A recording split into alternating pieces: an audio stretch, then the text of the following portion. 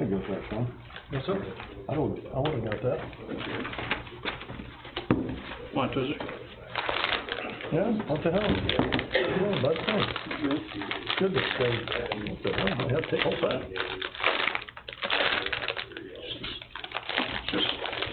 They're all coming. yeah. Oh, you're good. Visit, no? I heard they weren't good for you. No, nothing's good for you. I know.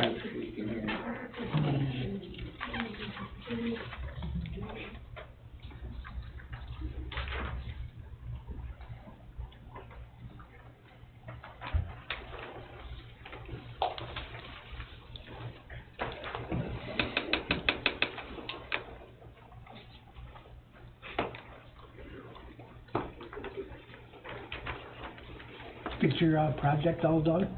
Still need to go over the Not quite. So, for 2 years time. Sean and I went through all the ones that weren't prepaid. We haven't made a Saw a copy of them. decision. Saw a copy of them. Okay, as long as you do that. Yeah, I think you sent them to us via email? But we're fine to. Yeah. As long as you guys have seen them. We'll go through the prepaid, they're already paid. We'll just go through them and make sure there's no mistake.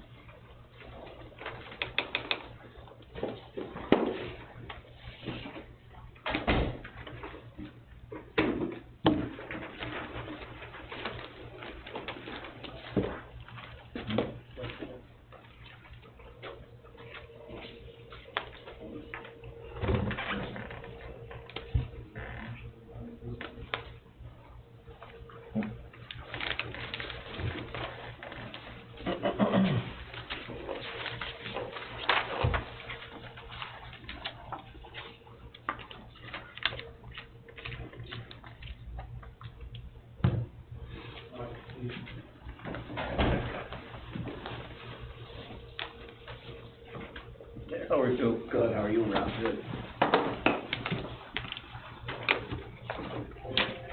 good evening, I'd like to call a board meeting to order for June 19th, 2024 at 6 p.m. Please stand for the pledge. I pledge allegiance to the flag of the United States of America and to the republic for which it stands, one nation, under God, indivisible, with liberty and justice for all.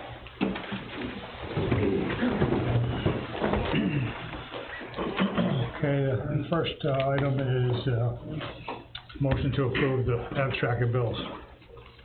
I'll make a motion just I'll to, second. Motion by Sean, second by just to approve the new bills. the new bills. I haven't reviewed, no one's reviewed prepaid We have yet. not reviewed prepaid yet. Okay. Not prepaids. Got a motion and a second, discussion we've had. There's several first approvals missing on all of those. There's a stack of first approvals missing. Yep. They're separated out. They all have Post-its on them. Yep. Okay. Yep. All those in favor signify by saying aye. Aye. All those opposed? None. So we got prepaids and, there was some that didn't have first approval, right? Yeah, there's a That I was hand. looking for. Yeah. Okay. Okay, motion to approve the town board meeting minutes. I'll make the motion. I'll second. Motion by Gene, second by Tim. Any discussion? All those in favor signify by saying aye. Aye. All those opposed, none.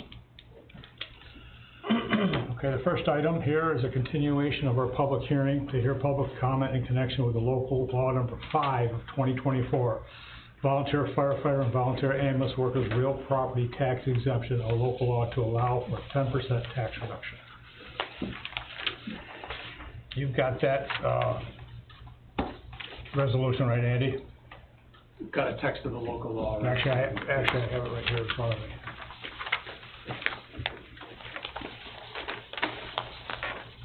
I may not have it. Just the updated one that we got today. Okay, I'll read it. It's the intent of the town board of the town of Alexandria County, Jefferson, to provide a real property tax exemption to qualified volunteer firefighters and ambulance workers as they set forth in real property tax law 466-A.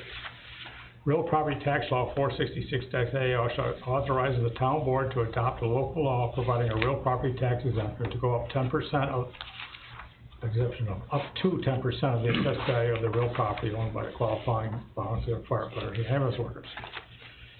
Section 3, grant a real property tax exemption for volunteer firefighters and volunteer ambulance workers. The town board of the town of Alexandria, Jefferson County provides a real property tax exemption of the assessed value of the real property for individuals that meet the following qualifications. The individual is an enrolled and certified member of an incorporated volunteer fire company, fire department, or volunteer ambulance service that serves the town of Alexandria and has a minimum of 5 years of service, and the individual resides in the town and the property receiving the benefit is the primary residence of this individual and is used exclusively for residential purposes, and any portion of the property not used for residential purposes shall be subject to taxation. Section 4, grant of lifetime real property tax exemption for certain volunteer firefighters. The town board of the town of Alexandria, County of Jefferson hereby provides a lifetime real property tax exemption of 10% of the assessed value of real property for any individuals that have been certified by authority having jurisdiction over an incorporated volunteer fire company, fire department, or incorporated volunteer ambulance service as having accrued 20 or more years of active service so long as their primary residence remains within the town of Alexandria. And any clause, sentence, paragraph, subdivision, or part of this local law, or the application thereof to any person, firm, or corporation, or circumstance shall be adjusted by any court of the competent jurisdiction to be invalid or unconstitutional. Such order, judgment shall not affect, impair, or invalidate the remainder thereof, but shall be confined in its operation to the clause, sentence, paragraph, subdivision, or part of this local law, or in its application to the person, individual, firm, or corporation, or circumstance directly involved in the controversy in which such judgment or order shall be rendered. Effective date, enactment, motion made by, so on. Roll call vote. Now the question is, does this have everything in it that we talked about?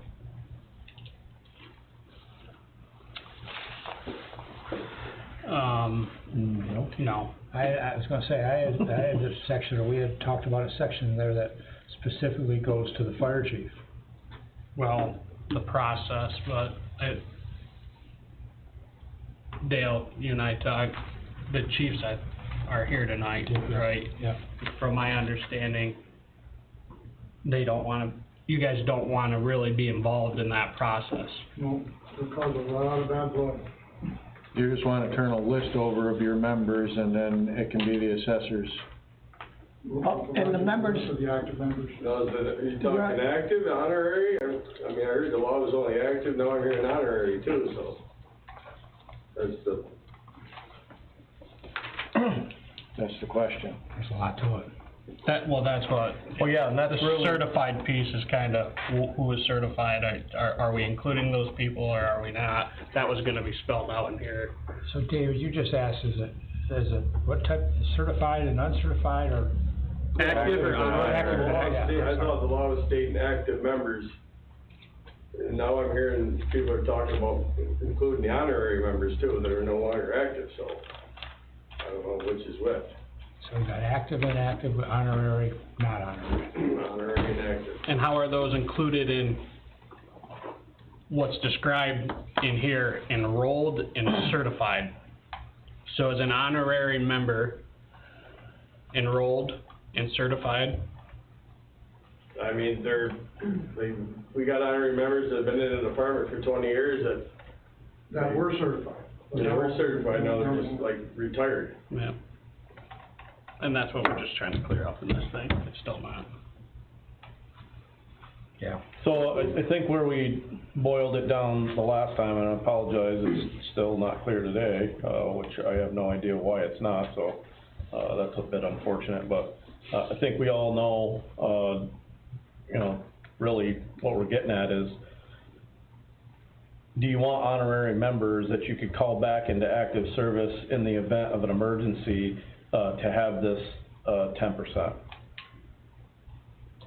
I mean, I have no issue with it, but then, like I say, who's gonna make the decisions? You know, you get one honorary that doesn't get it, and this other one gets it, you know what I mean? Well, and really, that's where we aren't qualified to say, you know, to say, for instance, not naming any names, you had somebody that served, you know, 15, 20 years, of active service, and now they're honorary member, we wouldn't know that, we wouldn't know their active status or what they did for all the different fire departments, so we needed your help to extend that olive branch, and the benefit to those people, that it's due to. That's the only reason we wanted to defer to expertise with the fire chiefs to say, you know who the honorary members are that had the active service, that would meet the criteria in the law. I mean, I guess I have no, we can get a list, or what do you think, George? I mean, it's. Personally, I think it's one of those things, walking a fine line as far as the law goes. I can tell you from, like, my behalf, that, like you said, at any point in time, I could just point to, without naming an example, I can give a past chief that's more than ready, willing, and able, that I just point a finger to, and, as long as he's good to go, and, we submit his background check again, and he clears out, his credentials are still there, they still exist, he can still perform the duty, just as break in service, you just need to justify that time gap, just to make sure that everything's covered, but he could go back into service. And I'm with Dave, I mean, it's hard to tell somebody that's put 20 years into it, like, that's not for you, you gotta be active, but. Right, and we didn't feel qualified to do that, no, and we're not talking, a lot of numbers here. I think that we really wanted to defer to expertise, so if we have those ones, we were just looking for your help on those ones and twosies that are in that unique bucket to say, hey, yes. Kind of with Dave, as far as, just as long as the law, spells it out, like, we could do that, like, that's applicable. I think that's the hang. Yeah, you're reading active members, there's nothing in there saying honorary, I mean, it's not, I don't care myself, but it's up to you guys, you know what I mean? If somebody comes in later on down the road. We had the verbiage, give to the lawyer. Andy, do you have that in front of you, that what we sent over and what should be in that law for the second time? For what? We had some verbiage that we sent over that I did, I read it, and it wasn't clear to me, on how this issue should be resolved. So, that was the verbiage that I sent that had it in relation to the chiefs and the 3 fire departments. yeah, I think what we're talking about are members that have given, say, 20 years of service that are now designated as honorary members of the fire department. So what we're talking about is them getting a lifetime exemption under that 10% rule, the second part of it. So it says firemen who have volunteered having accrued 20 or more years of service, so long as their primary residence remains within the town. So if they've accrued 20 or more years of service and their residence remains in the town, whether they're active or honorary, they would be encompassed by the local law, because they've accrued 20 years of active service. So all those ones, you've given honorary status for people that probably haven't had 20 years of active service. Right. So based upon, the legal gray area, not to put you in a bad spot or ourselves, and I'll wait for Brett to come back, we should just stay away from that. So any person that had over 20 years of active service, whether they're honorary or not, this law would apply to. That's exactly right, that's how it's written right now. It's pretty, if they don't want part of it, we don't need to go down, splitting hairs, so the law is the law. That would be my recommendation when our supervisor gets back. Does that make sense, Gene? Yep. Dale, does that make sense? Yeah, I'm fine with it. Sean? Tim, just so I understand, you would need a list of any, of our active members and their years of service, as well as anybody that had 20 years of service as an honorary? That is an honorary, yep. Correct. What I would like to see is the department send a list up to our tax assessor to show the tax assessor that they are a resident of the town, whether they're active or honorary, and it's up to that individual to come in and get their tax exempt. That takes everything away from the fire department. I mean, as far as, you're not getting involved in it. They get their tax exemption as long as they come up and provide that they are a resident of the town. It's up to that individual. Is there a, just plain devil's advocate, is there any situation where you have an honorary member who didn't have 20 years of service? Oh, yeah. Yeah. We'll have to have 10 years in to be qualified as honorary, you know, so that's what we're saying, there's gonna be people in between. But what this But law we're gonna keep does, them out of that. Yeah, you gotta have 20 years of service as honorary. If they don't wanna- to qualify.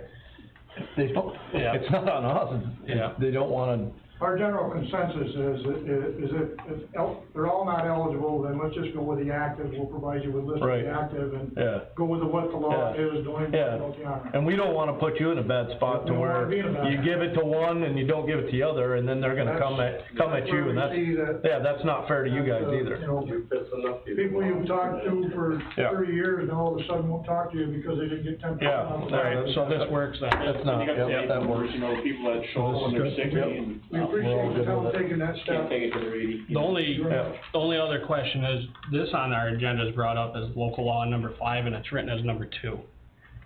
yeah, it needs to be changed.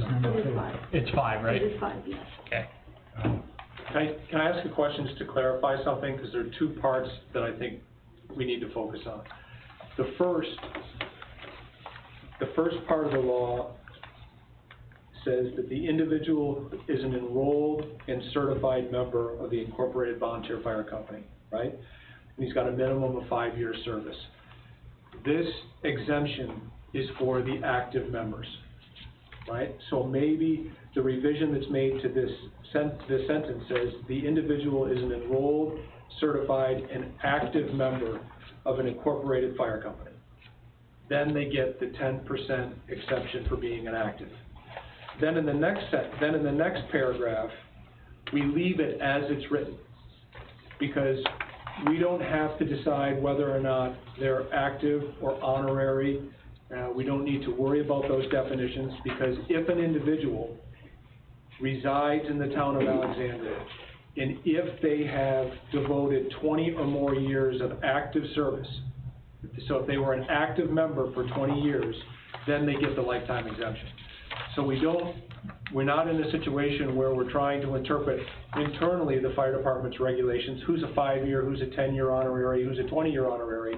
If you are going to be eligible for and receive the lifetime exemption, you have to have had 20 years of active service. And if you've got it, and if the fire department can confirm that fact, they're gonna get their exemption. So we're just adding active to the first To the paragraph. first part, that's it. So to be correct, you want a list of all our active members that qualify for the program, and any member that has 20 years, not with any designation, taken to the assessor so they can prove that the real property exists. They will notify them that they have to come in and apply for this exemption, or is it coming back to the fire department to notify them? No, it's not coming back to the fire department to notify them. It's up to that individual to come up and That's what I'm asking. show They proof. come up to the assessor, does that? Exactly. That's all right then and there, that's all I ask. It's gonna be just like the star, so that people are gonna become eligible, and then when they become eligible, they're gonna know that they can come here and get a paper, they can come and see our assessor. I think, isn't it? Is the verification process for the 20-year marker? Like, you know, how do we say, hey, yeah, you do actually have 20 years? I know we got the service. We keep a book, and when they resign and become honorary, we put that date in there, so I can construct who had X number of years of service as an active, and how many years of service as an honorary they But got. I'm saying just as a validity across the board, you know, say if one doesn't have a book that has all these numbers in it, there's a process through the state to confirm years of service, correct? I'm sure through the county, they can tell you, I Like, mean, you get the service. If they had the fire school. I took essentials in 1976, and Joe Plummer found my number. Yeah, I mean, like, you can find your number, sure, I'm just saying, so it's between the role of, yeah. Okay, is everybody good with it? Any other discussion from the public? Everybody's good? Mm-hmm. So roll call vote, I believe. Did somebody make a motion to pass it? Well, we gotta close the public hearing first, don't we? Yeah, I'll make a motion, we close the public hearing on the fire department exemption. Motion by Dale, second by Sean. Any discussion? All those in favor signify by saying aye. Aye. All those opposed, none. And we already have a motion in a second. No, we don't, we need one. I'll make a motion. Motion by Tim, second by Sean, With the recommended changes, just for with the clerical errors. active between certified Moving to member and amend the federal. local, the draft of the local law. Yep. To insert the word active under section 3 in the first paragraph, so that it reads, the individual is an enrolled, certified, and active member of an incorporated voluntary fire company. And that's Yes. the only change, I understand, is being made to the text of the local law. Correct. Right. Other than the number, yeah, you might be correct. Yeah, good enough. Okay, Roll call vote, Supervisor Sweet, yes. Councilman Honeyman, Yes. Councilman Thomas, Yes. Councilman Davidson, Yes. Councilman Crane. Yes. Motion passed. Next. Public hearing, Town of Alexandria will hold a public hearing on June 19th, 2024, 6:05 at the Town of Alexandria Town Offices for the purpose of hearing public comments on the Redwood Sewer and Water District's community development needs and to discuss the possible submission of one or more community development block grant applications for the 2024 program. Rob? So you need a motion to open I'll the make the public motion hearing. to. I'll second. Motion by Sean, second by Gene. Alright, any discussion? All those in favor, signify by saying aye. Aye. All those opposed, none. Okay, so what this public hearing represents is basically giving the public a chance to comment on applications that we plan on submitting for the Redwood Water and Sewer Districts. So there's 25 million approximately available, in our state for community development block grants through HUD. And it's a competitive process, obviously, and submissions are due at the end of July as part of the consolidated funding application process. So one of the requirements of the application is that you have this public hearing prior to submitting the application and advertise it in the newspaper to allow for any public comment. So that's the purpose. The projects would include improvements to the Redwood wastewater system, a continuation of replacement of pumps, replacement of control panels, upgrading the sand in the sand beds, dosing tanks, things like that, various improvements at the plant. The water portion of the project would include updating controls at the pump station, the disinfection system upgrades, and also repainting the exterior of the tank, okay? We're trying to get clarification from HUD whether we can submit a single application that would include both sewer and water, or we may need two separate applications for two. So we'll get that clarification prior to submission. Okay. I don't know if there's any public comment. Any comments from the public on this? Okay. I would make a motion. I would suggest that, you know, the minutes have shown that was open and described with no public comment. I would advise that the public hearing be closed, but that public comments could continue to be received in writing to the supervisor until your July board meeting, so that could be folded into the minutes. Okay. Just include that in the minutes. We'll make a motion for that then, and public comment can still be received at the town to me. Right. Okay. I'll make motion. Motion by And- Sean. Second. Second by Dale. Any further discussion? All those in favor signify by saying aye. Aye. All those opposed? Okay. Now we move down to some resolutions we need. You're gonna skip public. Public that's comments, right. I'm sorry. Any comments from the public? I'm David Rogan, everybody knows me, chief. We've been talking to the village board with our ambulance especially, we're tossing around the idea, we're starting to look into start billing. We're one of the only volunteer ambulances around that does not bill. And what it is a soft bill, right? Where, I mean, the subjects ain't gonna get billed and we're not gonna charge them themselves, it's gonna go to their insurance company. And if, you know, we take whatever the insurance company covers. If it doesn't, cover it all, we don't go after the rest. It's just a write-off or whatever, so we're just trying, cause things are getting so expensive nowadays, we're just trying to recuperate some cost and stuff for now. and I got permission from the village board to start looking into it. So we just wanna let the town know Yeah. about the billing part. And my other little thing is, also been talking, I gotta get with the village board yet. We're talking to a lawyer, and we just need to get the village board and the town board together, if they're willing to meet. We'd like to break away from the village and create our own district to help generate, you know, everybody will benefit from it, give us some more money. We just need the permission from the town. Nothing's set in stone yet, we just, like, you guys meet with the town, or the village. The lawyer will come fill you in on all the information and stuff, and if everybody agrees, we'll go forward, if not, we scrap it. So I guess I need permission from you guys if you willing to meet. We'll meet, but can you explain that in a little further detail about breaking, is that like creating a fourth fire district, or? Well, We would cover the same, it would be the same coverage area that we have now, but it wouldn't be the Village of Alexandria Bay Fire Department. We'd have to, it'd be a different name. Okay. It'd be the town of Alexandria. Yeah. I mean, it's like right do a now, fire we're district. paying, Yeah. you know, like outside the village, the fire tax is only 58 cents a thousand, you know what I mean? So we're just gonna be redoing it, you know, hopefully the village would sign off on the trucks, we'd take the payments over and Okay. create our own little thing. They'd We'd have their own like Redwood commissioners, they West wouldn't as our answer own to the district. village anymore. Okay, alright, It would put you guys out of the fire business and the village out of the fire business. We just present you with a budget.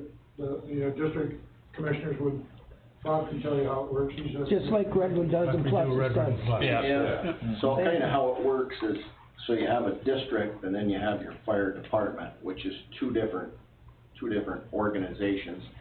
The way I like to look at it is, the district is basically a board of a company, and the firemen are the employees. The district owns all the equipment. So, example, Redwood, the district owns all the equipment, and the district can change whatever they want. The firemen operate on their own by raising money, but the taxes that are collected by the town that's given to each department, plus this Redwood, the Bay, is funded in through that board of commissioners. So George as a chief would come to the board of commissioners and say, I need a new truck. So it would be our job to have him research what truck he needs, come back with 3 quotes, and then we would move forward with either bonding for it or Okay. paying it outright. Alright, thank you. I'll speak for myself, but yeah, I would definitely sit down and meet with them if. Yeah. I would what be you more need. than willing. Like I said, I just gotta get the okay from the rest of the village board, and then we'll contact the guy, and I'll try to give everybody a Great. little notice, that way we ain't gotta call 13 different times to see if it's okay for this guy or not. Yeah. What's the disadvantages, what's the cons? Well, we're just, like you say, things are getting expensive nowadays. Right now, we go with the village, we get money from the town, you know, we try to, you know, like shit, we just ordered, George knows, $500 for a pair of boots yesterday, I got it. You know, things are. Cons are the first year is gonna be tough, until the district gets established and there's revenue coming in. The first year is gonna be tough. After that, it should become self-sufficient. And this guy does all the work. He gave us a ballpark price, and he won't take nothing until everything's all done and set up, that way it's figured into the budget. So like the village or the town and fire department doesn't have to come up and pay him to get this all done. He does all the legal work, sets up the public voting and all that stuff, we just need the okay. Okay. I mean, I don't know if this is in the works, but I mean, further down the line, as many know, neighboring departments around here, everybody's consolidating, taking townships, smashing all into one. Pros and cons on both of that. Obviously, it's hard to do with the, village department, because you actually have to dissolve the village, become, your own identity, essentially. And then, things progress. If anything, it's a step forward, and I completely endorse that idea from them, to be able to operate as their own and get the ball moving, you know what I mean? It's, Obviously, their footprint's gonna remain the same, responsibilities don't change. It's just how the money interacts and how they can, supplement themselves essentially, without another governing hand above them, if you will, you know, so. And that'll help us too, like, say with the 2 ambulances, we're covering the other 2 districts and not really getting nothing from them either, you know? So, it'll help us, you know, with hoops and costs and stuff. Yeah, I mean, that's a huge asset, you know, we had to get rid of the ambulance on our, you know, our side, that was a huge problem, still is, you know what I mean, so it's, like Dave says, operating is extremely difficult, purchasing is extremely high, things are hard to come across, And it's gonna be a lot cheaper, I mean, if we can keep our 2 ambulances running, because if you gotta have somebody else come in here, it's gonna cost you a lot of money. Yeah, we already know that. Yeah, absolutely. I think it'd be beneficial to have George there, and, you know, maybe Clevens too, just because they're already there. You know what I mean? Because, I'd hate to have the unknowns, derail. I don't see many downsides to this at all. So I'm all for the conversation, but, I'd definitely like some experts in the room. We definitely have to have the lawyer okay outside entities, because all he wanted was a town board and village board. Yeah, this is just to get the information out. You know, when it gets further down the road, finding Danny with Redwood and Pluses, maybe invite it. Yeah. Initially, it's just you guys sitting down with the attorney, That's making fine. a decision whether it's gonna be yea or nay, so. Okay. if you Sounds guys good to want us. to talk shop, you know, I'm more than willing to sit down and talk to somebody on the outside, but let them handle their own business, you know, and do their own thing. If we are invited to the table, you know, by all means, we'd be there. But, yeah, I think that's a conversation, obviously, between the 2 of you, and the village board, you know, that's the big gatekeeper here, so. Once that's all taken care of, then by all means, I'd offer whatever I can as far as assistance. Sounds good to us. If you get a hold of us, we'll, Yeah, I'll let you know. for that meeting. Brent, does anybody on the board besides you know about this tiers thing, the billing? And anybody what? Does anybody else, you're all on board and know what's going on? Pretty, Yeah, kind of. Wouldn't say I'm an Soft expert. billing is gonna be generated because tiers now can bill the Bay Fire Department for certain interventions.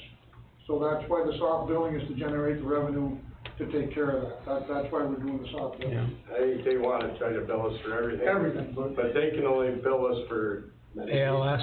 not anybody that has Medicaid. If they do an ALS intervention with somebody that has Medicaid, they can't bill Medicaid. That bill would be generated and sent to the Bay Fire Department. So we have a meeting on Friday at 6 o'clock with Clayton, There's a little with Tiers, I'm sorry, to go to Clayton. that we talked about. That was going. Well, you explained something to me. Right. Tiers is part of the, what do I wanna say? Mutual aid. Mutual aid system, They can't thank bill you. for those calls. It's if they're specifically dispatched for an ALS intervention, and they make the hookup, then if it's a Medicare patient, they can't bill Medicare. Anybody else, they bill the insurance companies, and that's between them and the insurance company. Okay, but the Medicare patients, they can bill the Alex Bay Fire Department, and we're liable for it according to that state law, 209. Yeah, that new state law. So, but they can't, they're part of mutual aid, so if they're called down here to assist, they can't bill for that. But if it's a specific ALS intervention, like, there's no response from the Bay Ambulance and they're called in as a mutual aid, they can't bill for that. It's a mutual aid program. Okay, thank you. They wanna bill. They wanna bill, that's the problem, they wanna try to slide it under the table, and they've been doing this for years now, and I just told them, bill the county, they're the ones dispatching them. Yeah. Okay. Anything else? No, we'll talk Thank you later. thank you for your time. Thanks, guys. Thanks, Thank guys. you. Yep. Hey, thank you, appreciate it. More public concerns. You know? Do you know? Oh, yeah, if you want it. All right, I gave, for those who don't know me, I'm the village trustee that works with the fire department. You guys know this. I gave you guys a sheet. Just some fun facts about our town taxes And the way the 2 fire districts and, 1 fire department, the village fire department, there at the top of your thing, it shows the taxable value of where the rates come from. I gave everybody one. So it's like, It says Fun Facts 2024. got it, yep. And that kind of shows you how, or it does show you how the tax rate for the different districts comes about. On the town budget, the Alexandria Fire District item that raises approximately $230,000 to $40,000, I don't know how much the total is. It breaks down into 4 line items. It goes to the Alexandria Fire Protection, the Alexandria Bay Ambulance, the Orleans Fire Protection, and Orleans Ambulance, which Orleans covers Wellesley Island for us. And the cost to the taxpayers is approximately 59 cents. It's 58.75.96. Currently, 2 of our fire districts, the Redwood and Plessis, they do not have an ambulance. As, you know, Dave just said, the laws are changing for New York State where tiers can bill them. And the Alexandria right now, ambulance is covering the whole town. And I'm gonna be the first to say, you know, good idea, Ferry, there's absolutely a lot of information I don't know, but if we could look into, instead of fire districts, if we could look into an ambulance district, in a town of Alexandria ambulance district that covered everything this side of Wellesley Island, that way, even if it's only 25 cents or 50 cents, it'd probably be like, I don't know, I don't even wanna guess. But part of their problem is they're all volunteers. And they do have 1 shift, they pay for 1 paid ambulance person from 8 to 5. 6:30 in the morning till, 4:30 at night, Monday through Friday. Monday through Friday, but they cover all the weekends, all the nights, they do everything themselves. And, you know, there's not a lot of them, and they're getting tired. So part of this is they're hoping to generate, you know, with the billing, they absolutely have to. The law is now allowing them to, and it is soft billing, so they might bill, some of the figures we got from the last meeting we sat in, from Cape Vincent, they bill like $800,000 a year, but they might only get $250,000. So you don't get a lot of it. It is soft billing. It's only to insurance companies, but I really would like to look into a ambulance district for the whole town of Alexandria, because they are servicing Redwood, they are servicing Plessis. I know at the Roadhouse, I'm Plessis, I pay Plessis fire tax, but when I've had, you know, customers have heart attacks, when we've had accidents on the corner, it's those guys that are responding, nobody else, it's Alex Bay. They're covering Plessis and I don't know how it works, I don't know what we'd have to do, but I'd really like us to look into an ambulance district. And I'm hoping that that lawyer that we're gonna meet with is gonna be able to, you know, pros, cons, yays, nays, but that is one thing that I'm looking for. I know they wanna break out from the village, which is, you know, in my opinion, may be a good idea once we know the pros and cons, but also the ambulance as a town whole, I'd love to see looked into. We figure like within a year or 2 years, maybe we can have, like Cape Vincent does now, have a full staff 24/7 for the ambulance, so we wouldn't have to worry about anybody else coming in and really charging, so. I mean, it makes sense to me to incorporate, Well, like you say, Plessis meeting and with that Redwood. guy, he'll tell us Yeah. which way to go. He's one of the top lawyers for fire and not Okay. in New York State, but. Anybody else have any other questions? No. Thank you. Okay. Thanks. Okay. Thanks, Dave. Any other public concerns? If not, we'll move on. Andy, we're doing the resolutions that are needed for the auction, and we have 3 of those. So there are two. That's really, But I know that under new business, item number 1 is a discussion to place restrictive covenant on tax map parcel, and that is the Bonnie Castle property. So maybe one of the members could, move to take that item out of order. One resolution that we'll need to consider is whether or not the council is going to impose the restrictive covenant, and the next resolution to consider is the authorization of the sale. So perhaps if you move new business item number 1 up to the head of the agenda, we'll deal with that discuss the right now. restrictive covenant first, and then we'll take care of the sale resolution. okay. I'll make that motion. Motion by Gene, second by Tim. Any discussion? Nope. All those in favor signify by saying aye. Aye. All those opposed, none. So we move that to item 1. So the first resolution that you gentlemen have in front of you is a resolution authorizing the imposition of a restrictive covenant by declaration, meaning you file a document in the office of the Jefferson County Clerk that would impose a restrictive covenant against the Bonnie Castle property that's subject to sale, okay? It's important to note that this property is currently zoned for commercial purposes, and the authorization says that the town board considers this particular piece of property a prime development area for either commercial or residential use. The town board considers the protection of its tax base to be a priority item. The town board considers that the imposition of a restrictive covenant which would prevent the property from being removed from the tax rolls or otherwise being exempt from real property taxation to be in the best interest of the town. So the assessment that the thing that you're trying to consider tonight is whether or not restricting the property in a manner that would prevent it from being taken off the tax rolls is in the best interest of the town. And I'm going to discuss in a second the specific provision of the covenant that does that and give you a chance to ask any questions and then have your discussion. So the declaration of restrictive covenant, which is attached to this resolution, if you look under paragraph 1 that's on page 2, this identifies what the restrictive covenant is. Does everybody see that? Mm-hmm. Mm-hmm. All right.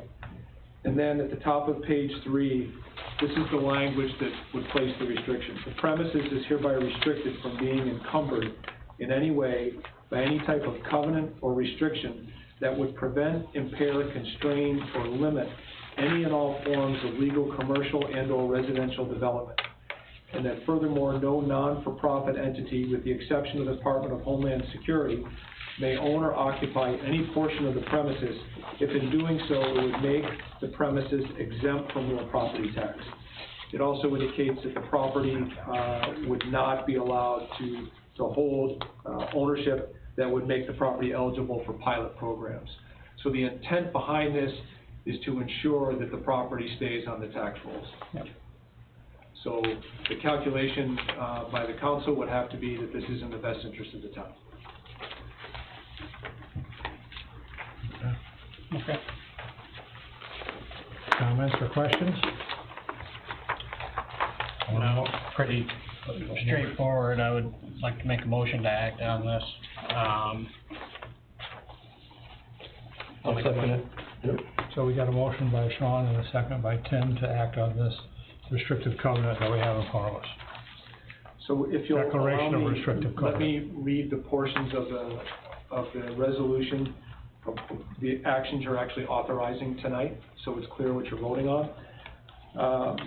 You would make the following determinations: that this is a type 2 action under the New York State Environmental Quality Review Act, meaning it's exempt from any further analysis under seeker.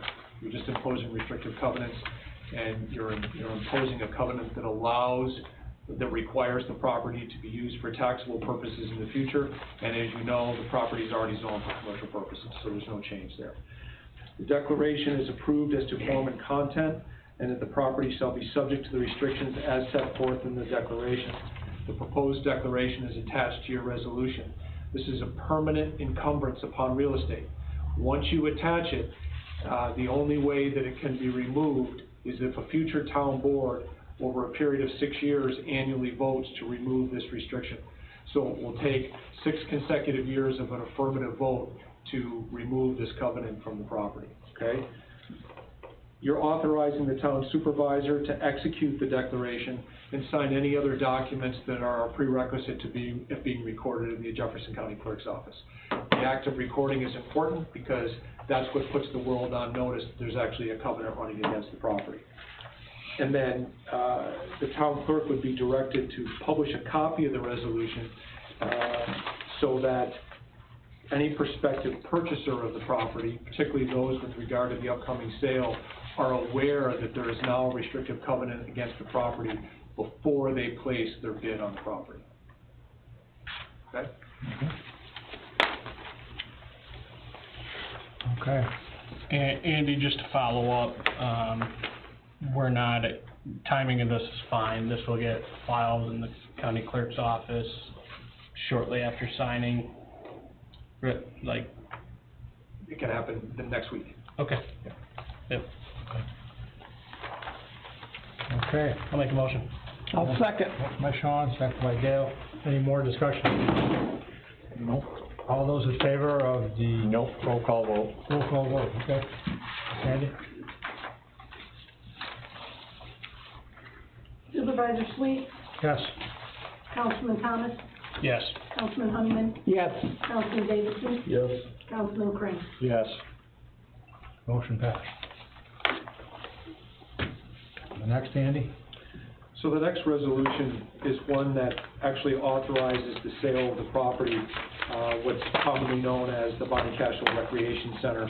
It consists of approximately 272.39 acres on New York State Route 12.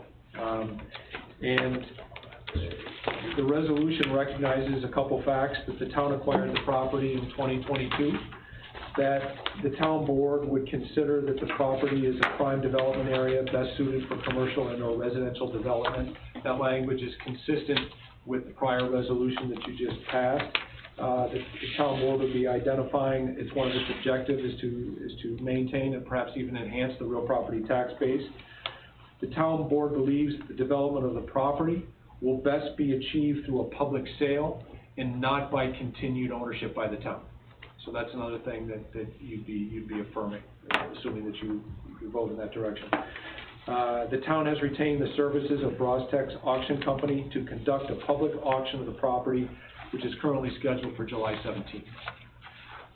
The town board believes that a public auction will ensure that the property is sold for fair and adequate consideration, and that after this meeting, the town board is going to consider the potential environmental impact of the sale under the New York State secret law. And we know as a statutory provision that the sale of real property by the municipality is a type 1 action that has to be subject to a secret review. And that'll take place after this meeting.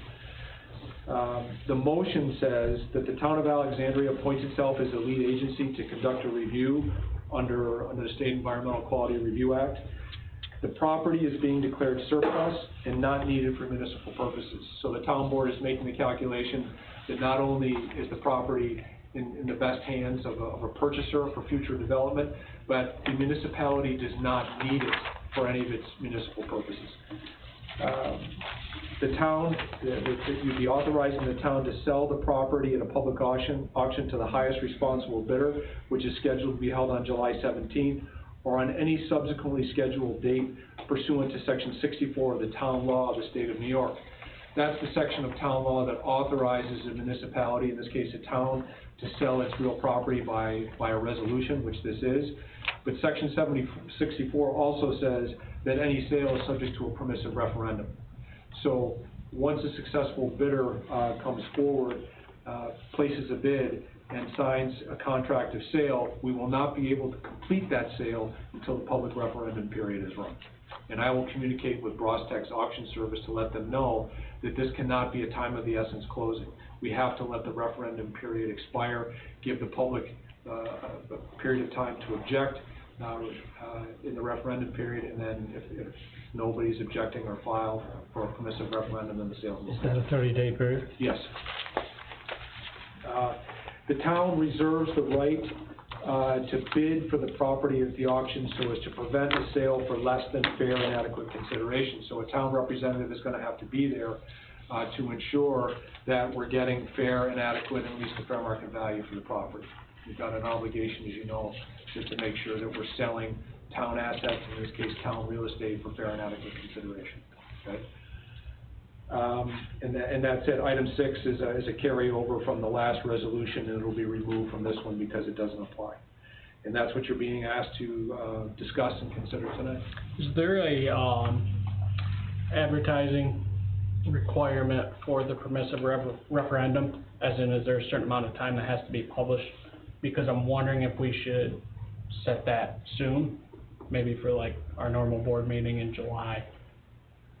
Or or do we have to wait for the sale to be complete to set that? I mean, we know July 17th happening, so it seems like if we set that for our originally dated July meeting, we'd be well within 30 days, wouldn't hold up any closing for the purchaser. But I think what's important here is a critical element of the sale is the price.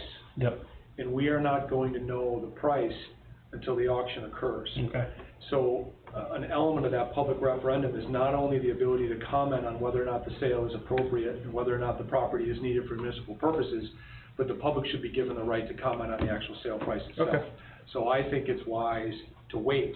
Okay. Even though it would delay that closing for 30 days, let's give the public a full opportunity to comment on all aspects of the sale. Okay.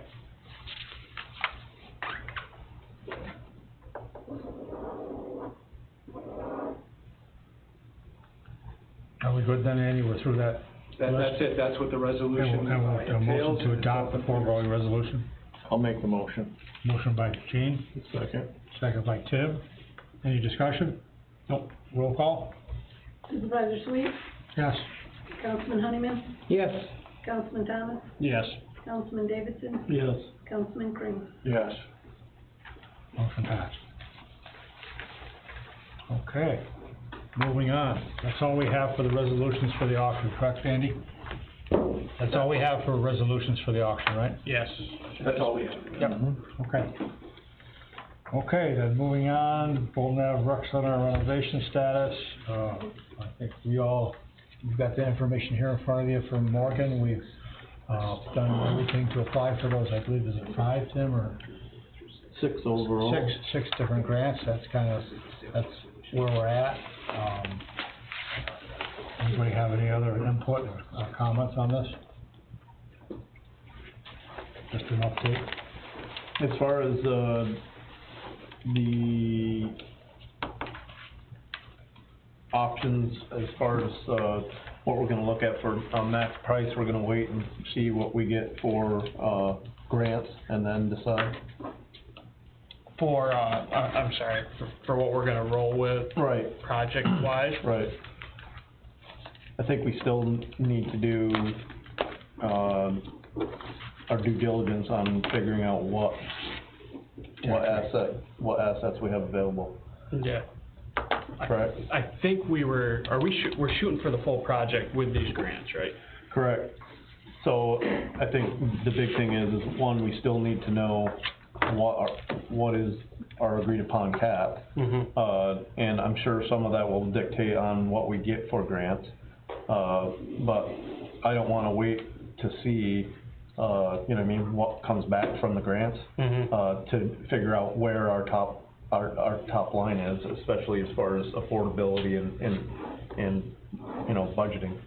But not only that, but we also have figured into the equation what we've been talking about, and that is that putting this decision on the ballot. I think we should. I think we should let the people tell us what they wanna do. And if we put I this, don't know, that could come back to bite us in the ass. Do you want it on the 5 of our shoulders? Or do you want it on all the taxpayers' shoulders? Hear me out, I'm just saying, did a public referendum and put it up to the taxpayers to buy Bonnet Castle, and you sat on that for 3.5 years and did nothing with it. And I think there's some, bitterness out there amongst the people, because nothing was done, the town spent all that money. Now you're gonna ask them to turn around and approve another project. I'd say we wait and see what we get for grants.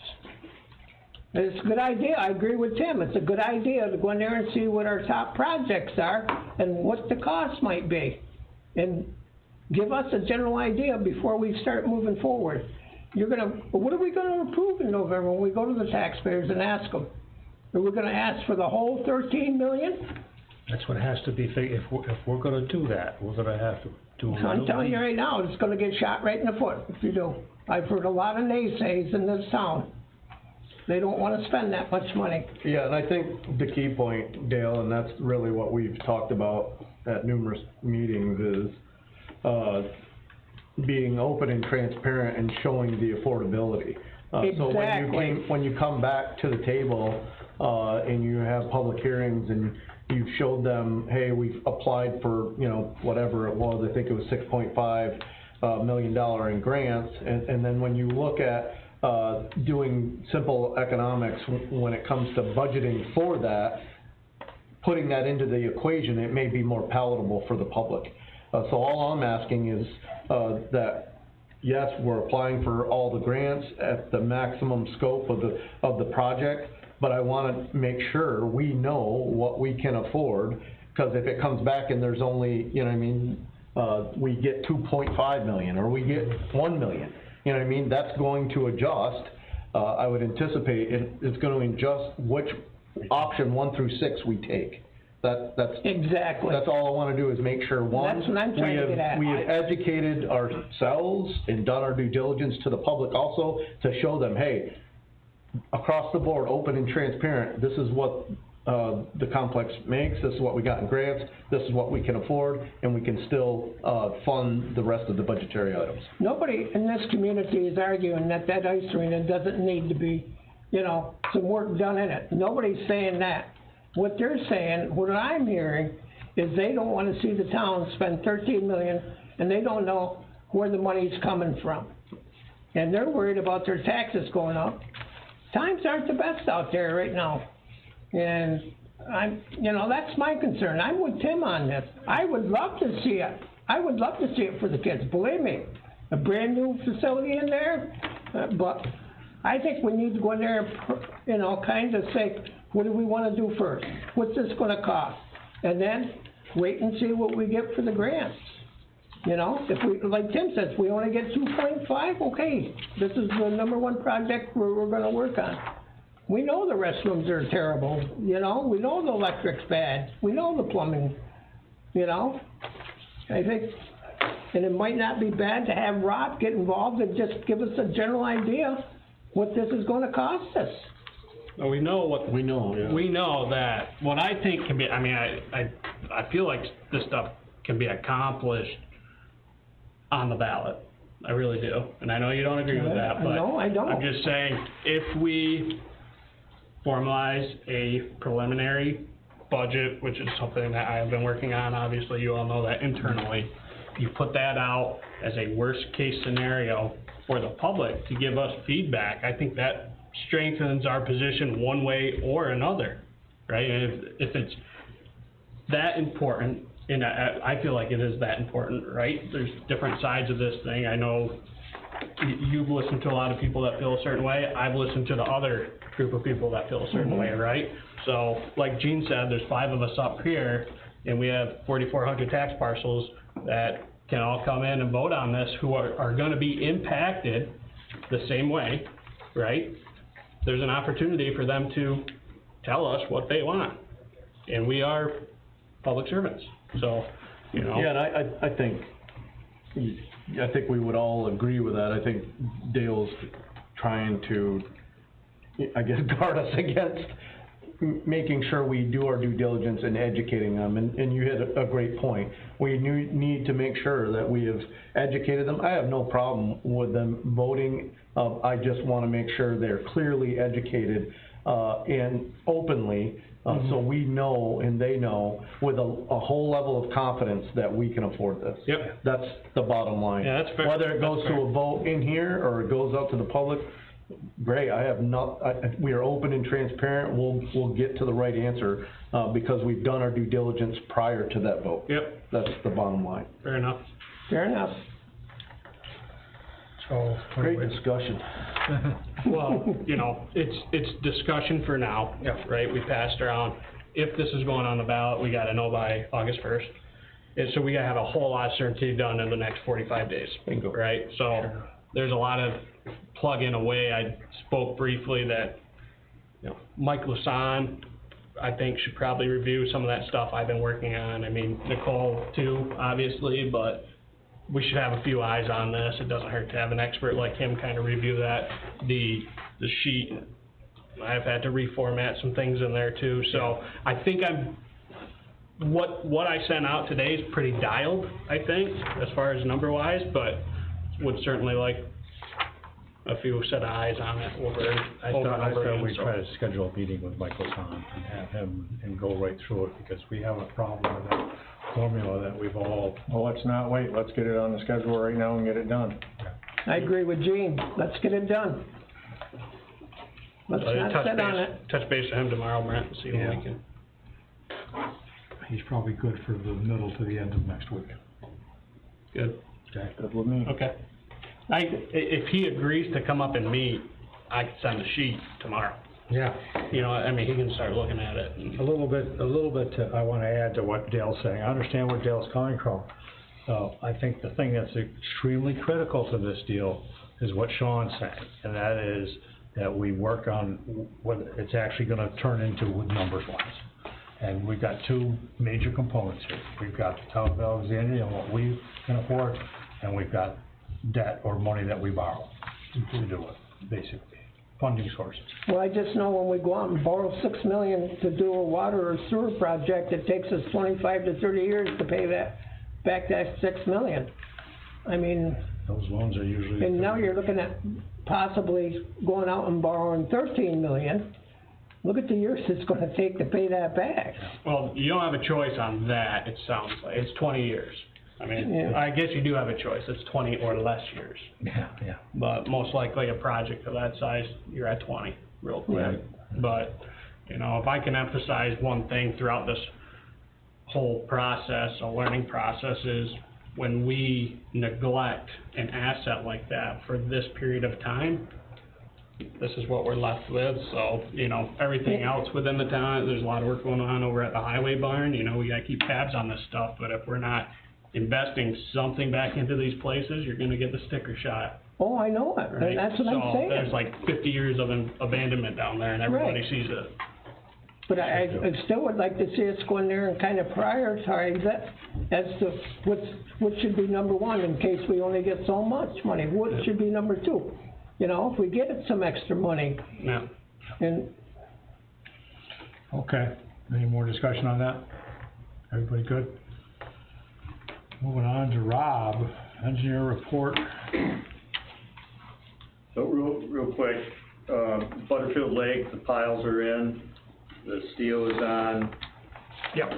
And I sent pictures to the board members, they know it. Okay. Deck's on. We got discussion about a picnic table. Sorry. you guys are up We to got speed with discussions that. about a picnic table, and the one other question that I haven't really heard from anybody is that I'm worried that we need to put a railing around three sides of that.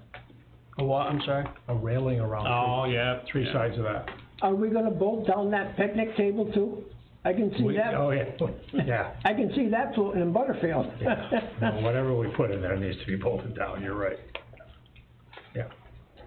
So that's kinda where we're at. I was gonna ask if Gene or any other board member meet me down there tomorrow and make a decision. We need to get a table or chair or bench or something in there. And I was actually, I talked to Gene, gonna reach out to Grace Ann Carmen. She's been very involved in this thing.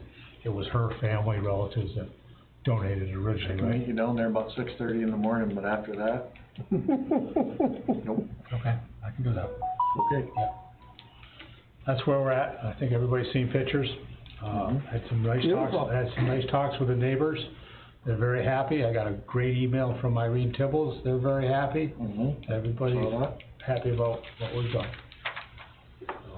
That's the deal on. So the other items you have on your agenda here, grant funding report. So we did submit the WIA funding application, last week for Route 12 sewer, so that went in again. And then we have a whole nother round of applications that are due at the end of July, including the ones we just had the public hearing on. I'll keep you updated on those as they get to those. And then the other, item is the progress at the highway garage. I did speak with Mike Hoover, and he's ready to set, and Zach, you've talked to him as well, he's ready to start probably in 2 or 3 weeks. He's on another job up north, and as soon as that one's done, he'll come down here. He is ordering the trench drain materials. It's about a month to get the prefab trench drain that sets in the concrete. It's gonna be about a month before he gets that anyway, but there's a fair amount of prep work that's gotta be done to cut the floor out.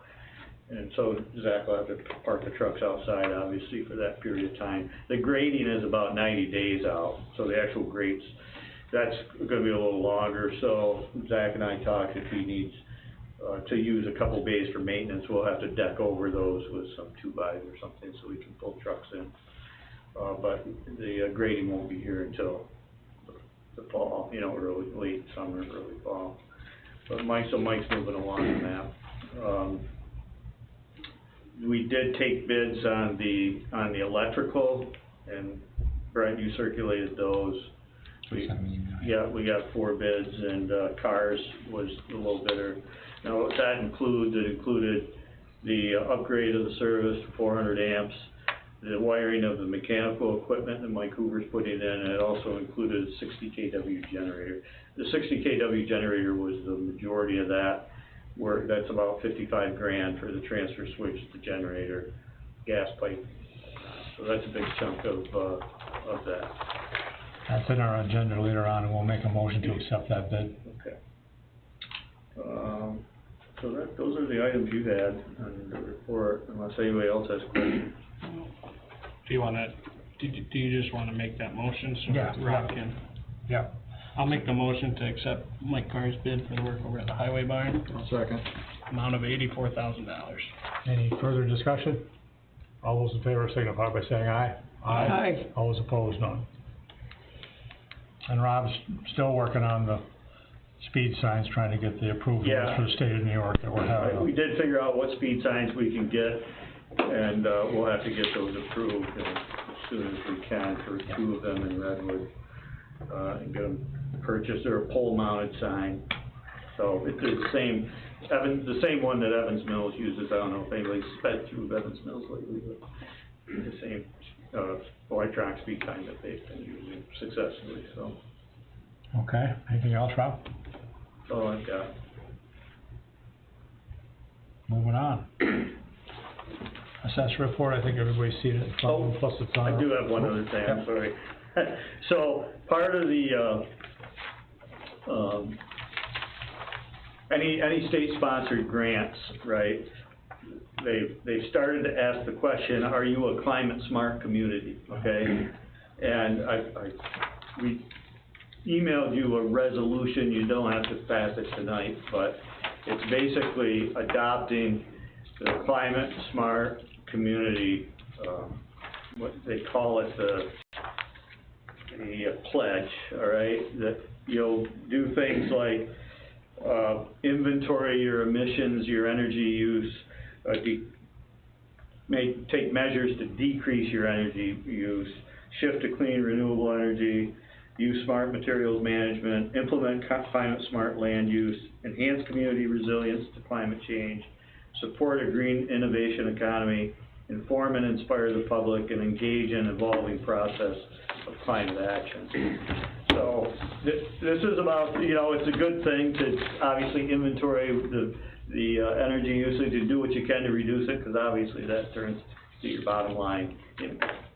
Look at maybe more solar, maybe some other alternative energies down the road fit. But what's happened is that you get extra points on your future grant applications if you become an energy smart community. There is some work involved, you know, as far as inventorying what you do, which in my opinion you should be doing anyway, right? And trying to come up with ways to save money and reduce your energy use. So again, it's a state-sponsored program. You start by passing this resolution, and then there are steps you take as you are and after you are enrolled to maintain your energy smart community. I'm encouraging all my communities to get into it, because I think it could make that difference. You getting bumped into the funding line above it or not, right? because it's so competitive, you know, all these funding, all these grants are, you know, they're very competitive, so. I offer that for consideration. Okay. Got it, Rob? That's it. Okay. You need a motion on that now, or are you gonna send that out? You can do it in new business if you want, Tim, or do it now, it's up to you. I think it's a no-brainer. Yeah. I would make a motion to move forward on, being, what is it, energy smart, Energy Smart Community. smart community. Motion by Tim, second by Gene. Any discussion? To become an energy smart community. All those in favor signify by saying aye. Aye. All those opposed, no. Okay. Assessor report, everybody sees that paperwork in front of them. There's actually a couple of nice, pages that she sent that show, what went on during the grievance days and what they did. That's in the legal side basically out there. That's also, that stuff is on our website now. The next item is the highway report from Zach. Since our last meeting, we finished Swan Hollow, prep work for paving, so we're just waiting for Supco to come in and pave that for us. School Street and Plessis is all prepped and ready for the paver as well. We were actually gonna do that big culvert on Bailey Settlement today, but with this heat, we decided not to. But other than that, do the big pipe and some minor grading and sloping on the side of the road, and that'll be all ready. We've got pretty much all our stone up for our major road work. We've got over 1,000 ton of sand hauled in. Helped a couple other townships, helped the county. The county is gonna start grinding this out front here next Monday, so it's gonna be Right here. hectic out here. Wow. They're gonna start moving in equipment tomorrow, so. Wow. We've Are you guys involved in that process? The initial part is gonna be Supco with that big grinder, like we did on Swan Hollow, and they're just gonna turn it into a gravel road. And then they're, by the sound of it, they're gonna bring in the dozer and the Jersey spreader and lace, just, crusher rundown for now, and then they'll pave over top of that, so. People will probably be going a lot slower out here than. So it's gonna be dirt and stone for a period of time until Yeah. they come back, which sometimes that can be a month or two, Yes, possibly. or 3. Yeah, so. Yeah. Okay. We helped set the gazebo down with Geronimo. We took the hoe down there and set it up, helped them fasten it down. We started grading the backyard and helped get more of the water away from the building. We did put a drain line on the back of the building. I think you guys mentioned it before about something about the rink, about doing one so the water is away from the building because the perimeter drain wasn't working right. Other than that, we've got most of our major road work done. Once we're done on Bailey, we're gonna move to the village, and as soon as the paver's ready, we'll be getting all that stuff buttoned up.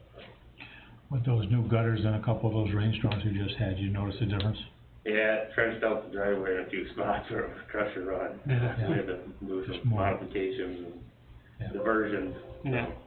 But yes, the water's Moving away now. moving away now, other than our low spots where the sand filled up over the years, so dragging that at the grader and the loader out back, trying to get all the water run to the swampy area out back, so. And your guys did they did the drain on the back as far as running it across, they did a nice Yeah. job. I know Jamie and Jay are going over to talk to them if they haven't already, because we need to do the same thing in the rink, Yep. so. Yeah, tell them they did a great job, very nice. Anything else? Nope, Nope. that's it. Okay. Zoning report, water report, and the sewer report on our website, you guys have got copies here if you need to see them. Sandy, do you have a clerk, I have one thing, I have a couple things under water and sewer. So we had a resident moved on October 10th of last year, and when I was reviewing last month some of the water and sewer accounts, I discovered that I did something wrong in setting up the new customer. I don't know where my brain was, but I screwed up. And I gave you a report there, so on, it was October 30th, so it was partial billing for that quarter. The old customer paid, so the normal O&M rate for a quarter is $148.75 for that property. The old person paid $51.24, the prorated should have been $97.51, but for some reason it was only $83.58. The sewer should have been $3.25, that's what it is quarterly. The prorated amount was $111.91, so the prorated should have been $213.19. It was actually $213.06, so that's actually not bad being off.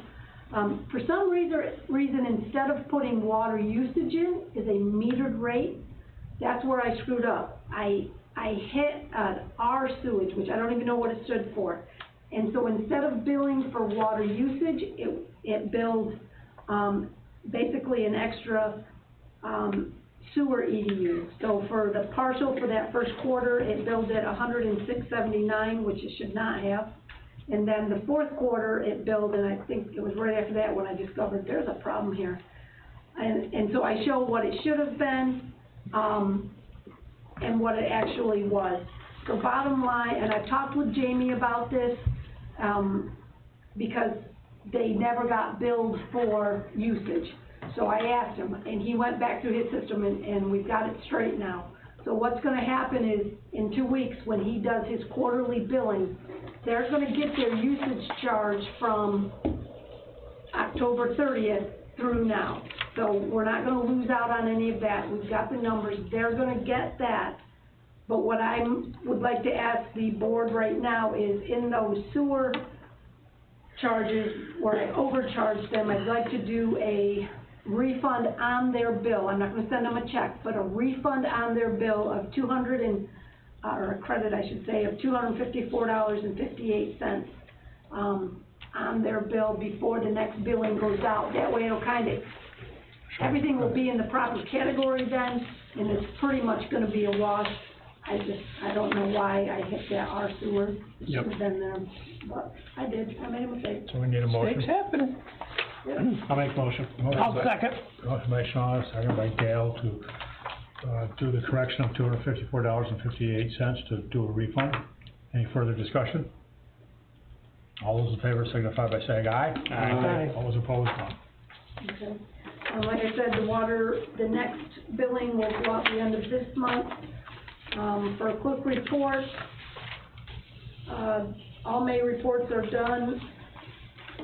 I turned over $1,082.62 to the supervisor. $200 of that was for transfer site permits. The rest of it was clerk fees.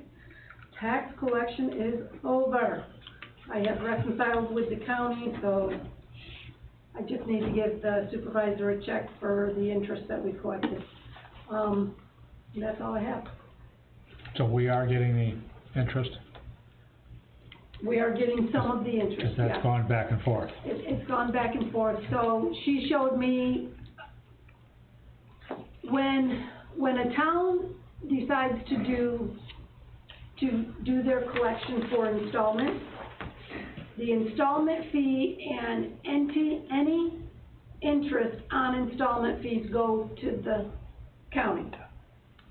If we do, like, if you pay in full, your taxes are due January 31st, or this year it was February 2nd.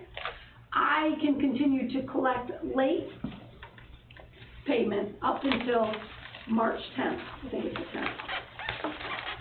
Sometimes there's a little bit of interest in there if somebody pays in full by March 10th, which is the end of my collection period for full payment. That interest we are allowed to keep. But we are not allowed to keep anything on installments, the installment fees, or the installment interest. So we're getting a little bit, but not much. Okay. Thank you, Sandy. Yep. So we'll move on to old business, the comprehensive plan, the strategic plan, and the stuff that we've gotten from MSPN, from Morgan Spencer. Anybody have any thoughts or discussion on? Well, we already made a decision on the grants. On all the grants, yeah, I guess what I'm talking about is the comprehensive Yeah, plan. and if you don't mind, I'd like more time. Yeah, I reviewed it, and just my 2 cents on it, it's all fine and dandy. I'd like to see, at least what the last one we did, Dale was on the, in the supervisor's seat, and they You used mentioned something about the county. Yeah, they used Jefferson County. I imagine the fee wasn't $50,000, but I'd love to know what that experience was, and then what did we get for the services. So I think we need to do a little bit more, research on that. I think, one, it's, obvious we need to do a comprehensive plan, which rolls our strategic plan into it. I'm not sure, $50,000, it's worth that, but I'd have to look at what the fees were for Jefferson County. Yeah.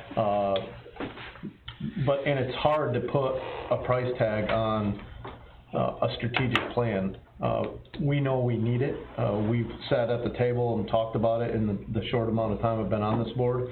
We're making progress, but, it's either we have Jefferson County come, and I don't know what their fee is, I would imagine not 50 grand. No. Or, you know, or both, we are committed, to making sure that our strategic plan, mission, vision, and goals with an active dashboard is something we're holding ourselves accountable to from month to month.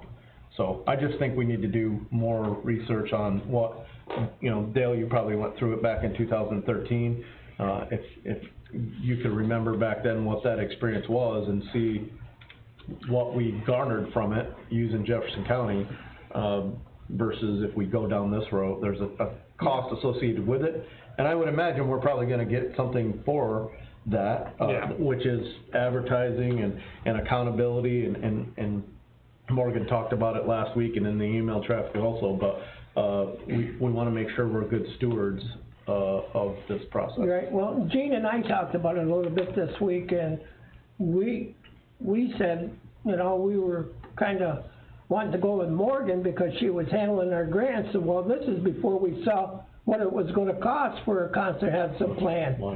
And I had to look at it 3 or 4 times, and I go, wow, you know? Yeah, the county did a good job. I mean, it was a long process. I was gonna say, I was on the committee with Dale. We met at the floating restaurant many a time, and all those places that we created. The design charrette was what it was called back originally, then it became the comprehensive plan. Right. And I wanna say it was 3 or 4 years, would you say? It took a long time. And the county was very helpful, and the county was very active, and whenever we scheduled a meeting, I think we tried to meet once a month, sometimes it was a little more. We had some community members, and I think we had one from the village involved. Yeah. And which kinda disappointed me with the village the last time they did it, and that's before the new board took over. They had the old board, and there was no involvement from the town. So my thoughts are, let me reach out to the planning department of Jefferson County, and there's 4 or 5 guys that we know out there that we've worked with. Sandy's worked with that planning department, because they helped 2 guys with some things. They're very helpful, and to Tim's question, the fee is 0. Is it? Yeah. Is it 0? So we gotta go talk to them. Yeah, I think sometimes, and take this for what it is, just an opinion, you get what you pay for. But a plan is just a plan without action. And I'll tell you right now, I will not have a strategic plan, without an active dashboard that we are holding ourselves accountable for. So whatever goes in that plan, buckle up your chin strap, because we're gonna be holding each other accountable to it, because the people out there and on the line are gonna hold us accountable for it. And I think that's really where the rubber meets the road. And if you could say, you know, from that 2013 plan, and you looked at it, I looked at it, did we accomplish everything that was in that plan strategically? And I understand life happens to us, especially, you know, with a pandemic, a global pandemic, I get that. But I wanna make sure we're not just talking about it, we're gonna be about it. Right.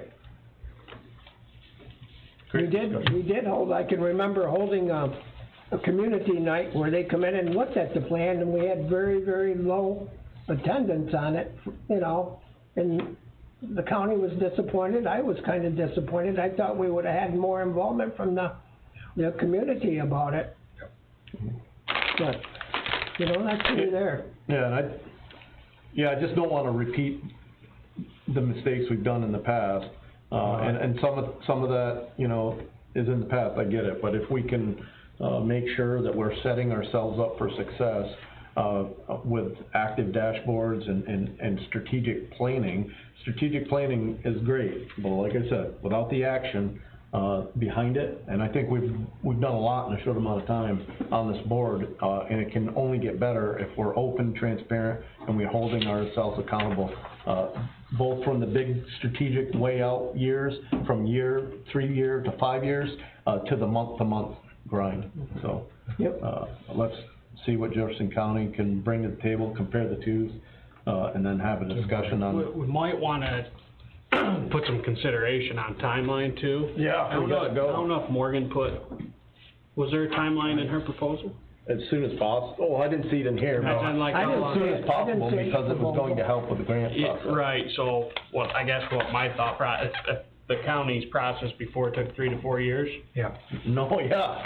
I'm paying upfront, we should probably pay the 50 grand in hopes that we get some grant money towards whatever goes into that strategic plan, whether it's year 1 through 4. To say if we have to wait for the, Jefferson County for, free 95 for a 3-year plan, we can pay for this for 50 and we're gonna get $2.5 million in grant money, it's a no-brainer. You're right, yep. It's a pretty easy game. Yep. So let's just do our homework on it. Okay. Yep. Okay, moving on. Gazebo, Butterfield Lake, we've talked about that. Has anybody got any questions or input? I'm gonna meet with Gene and we're gonna take a look at it tomorrow. Okay. Holiday light poles, I have a meeting set up next week with Tim Helmer. We're gonna start going over the applications and what needs to be done for this light. Gutter drain discussion, I think Rob already took care of that. Is there anything more we need to talk about in relation to the gutter drain? We're all set there, right? Can I ask you a question? Yep. I noticed you mentioned tonight on the ice rink. So how soon are we gonna be doing that project behind the ice rink? We talked about doing the same application there as we have at the highway barn. So, and you know what I'm up against, so I would like I would like to see that certain person, So Jay and Jamie were told yesterday that they're gonna do that. And that's why I mentioned to Zach that I don't know if they've come over and talked to your guys already or not. Not today. But they're gonna do it like the guys did at the highway barn. And as far as what we've done right now, we have permanently attached a pipe to that one drain that we had a problem with that washed out, that went in those 2 backyards. Right. We have permanently attached a pipe to that, that'll move that water out of those backyards or not directly right into them. We've got the pipe order, those guys are gonna do that job, it's gonna be like the job was done on Highway Barn. I went over and spoke with her 2 days ago and asked about the couple piles that were there and a couple things because we're trying to get that cleaned up, and she said she would take care of that so we could finish grading that area that we did the work on. Okay.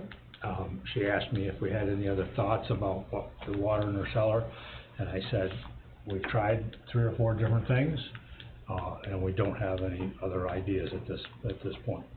There's not, we don't feel. We gotta draw a line. Yes. In the sand here, like, we know there was issues there before. We know there was water there before, and we don't feel that this water that's there now is our fault because of the drain we put in and its proximity. It would also help if she would seed her backyard to get some grass going there, so the water would soak in. But I think in the end, our fix at the rink here, very shortly when they put that pipe in, is gonna help all those backyards. Oh, it is, definitely. Because I saw the amount of water that came off that roof a week ago. I was just totally amazed. Yes, there was a heavy rain too, but wow. That's all we get anymore. That's all we get anymore. Yeah. So that's where we're at there. That's good. Are we moving on here?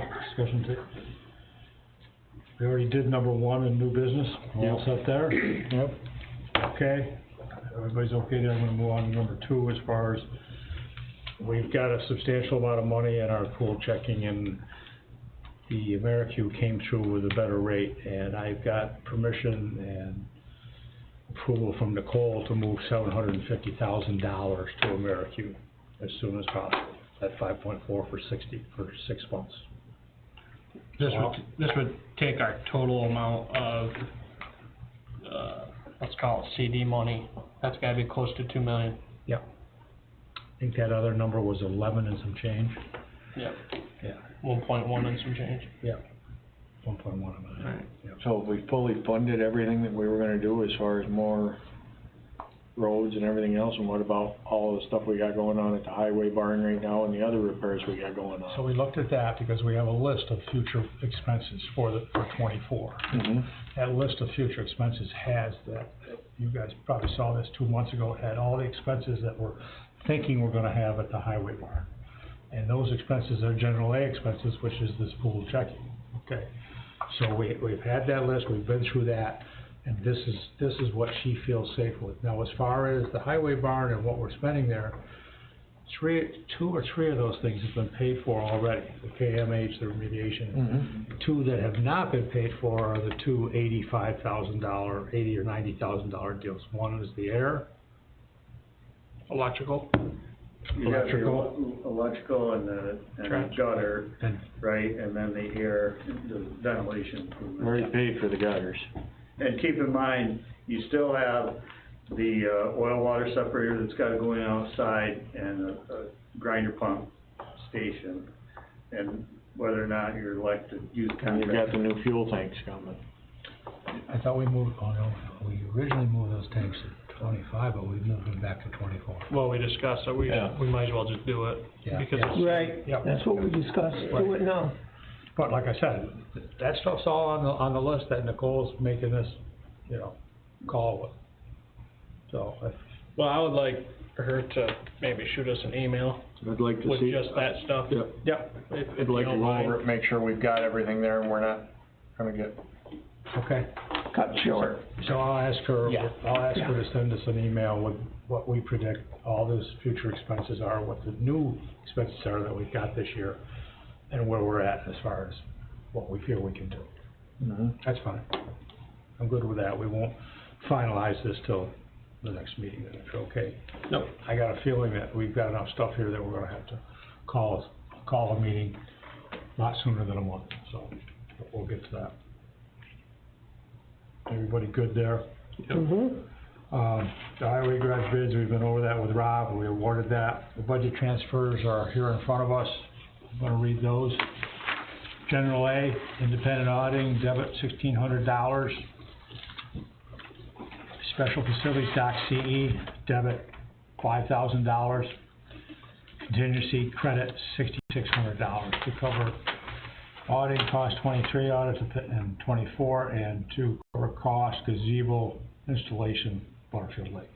Next is the H fund, Bonnie Castle purchase, interfund transfer, we're gonna debit $149,945.49.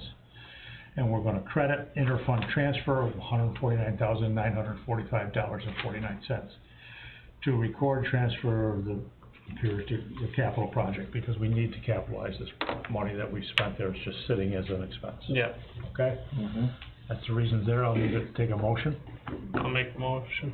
Motion by Sean. I'll second. Second by Tim. Any further discussion? Can I see that real quick? All those in favor signify by saying aye. Aye. All those opposed? No. Okay, everybody got the financials. There's Tim's copy. Pass that to Gene. I'll take yours. Sean, there's copy. You already got yours? He put our names on them because they're all different. Yeah, they're all different, yeah. Yeah, it says you already got yours, so. Okay, discussion out of town kids and youth program. We talked about this a little bit, I don't know if you guys wanna talk about this tonight, it could be a long discussion, or Yeah, I just think we need to come to, this conversation is kind of bred from the, soccer camp that's going on down at the school, and pretty much we had a request come in for a person who rents in the town, but her grandkids are up visiting from out of town.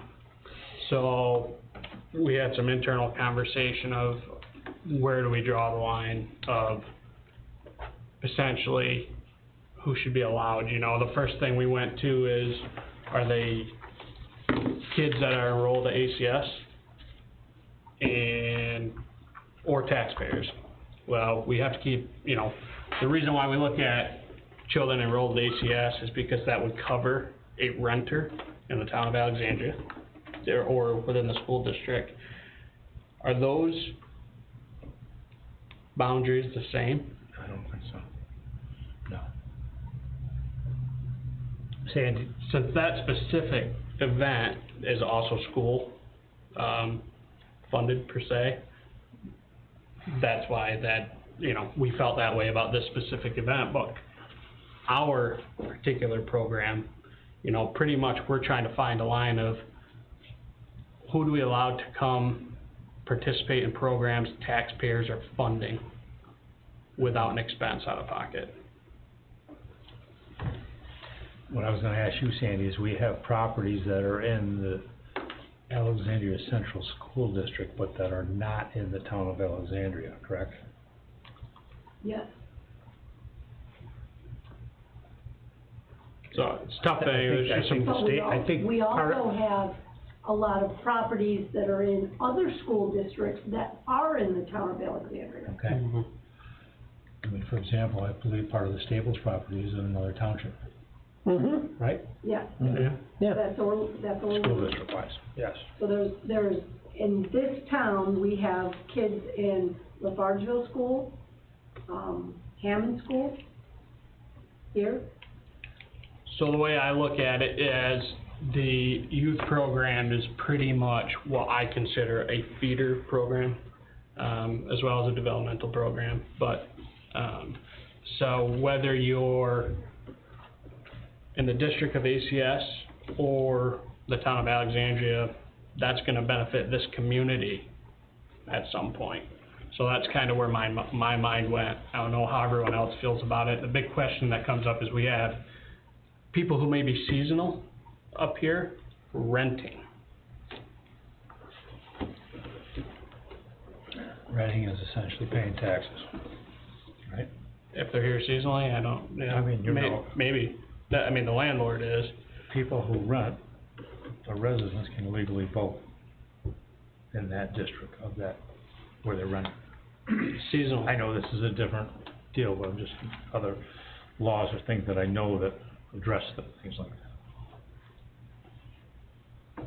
And then you have the situation where we do have taxpayers that do have their grandkids up here in the summer. And since those grandparents are taxpayers of a taxpayer-funded program, and still facto, I think you allow them in, no brainer. Yep. But, And those kids who are up here are staying at the grandparents' house. yeah. So, A lot to it.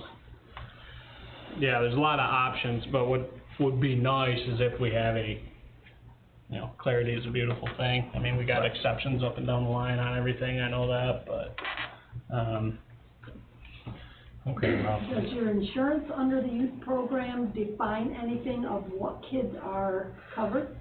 I don't think so. No, they don't. I don't They think didn't. so. I'm not gonna guarantee They didn't when I anything, was. but it's a question for them probably. What's the question? The insurance, who do they cover? Whoever we put down in the enrollment and on the list of names that we send to our insurance companies, who's covered.